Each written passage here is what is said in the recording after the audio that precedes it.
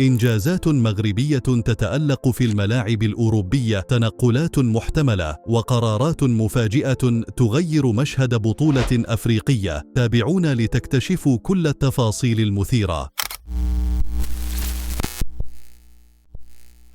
نبدأ مع النجم المغربي حمزة إيغامان الذي يخطف الأنظار مع نادي رينجرز الاسكتلندي هذا الموسم. بعد انتقاله من الجيش الملكي الصيف الماضي، استطاع إيغامان أن يرفع قيمته التسويقية من مليون يورو إلى 2.5 مليون يورو في نصف موسم فقط. 22 مباراة، 11 هدفا، منها 7 في الدوري الاسكتلندي و4 في الدوري الأوروبي. أداء مذهل يثبت أن الصفقة التي وقعها النادي الاسكتلندي لمدة 5 سنوات كانت استثماراً ذكياً.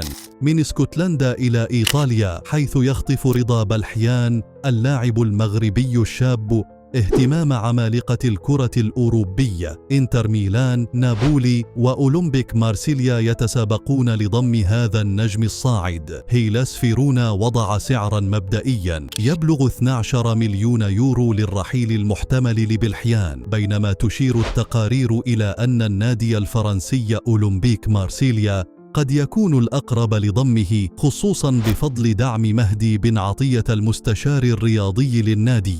وفي تطور مفاجئ، قرر الاتحاد الجزائري لكرة القدم المشاركة في بطولة أفريقيا للاعبين المحليين الشان 2024 بعد تراجعهم عن قرارهم السابق بالانسحاب. الفريق الجزائري سيشارك بتشكيلة شابة تتراوح أعمار لاعبيها بين 17 و23 سنة بعد مطالبات سابقة بتأجيل البطولة. هذا القرار يمنح المنافسة طابعا مميزا، رغم أن المنتخب المغربي تأهل بالفعل باعتباره الممثل الوحيد لشمال أفريقيا. ونختتم مع أخبار مفرحة للنجم المغربي أمين عدلي لاعب باير ليفركوزن الذي بدأ مرحلة جديدة من برنامجه التأهيلي بعد إصابته القوية في أكتوبر الماضي. عدلي شوهد وهو يتدرب بالكرة مؤخرا، مما يعزز الآمال بعودته للملاعب في نهاية يناير أو بداية فبراير المقبل. إصابة الشظية التي تعرض لها كانت قاسية، ولكن اللاعب يبدو مستعدا للعودة أقوى من قبل.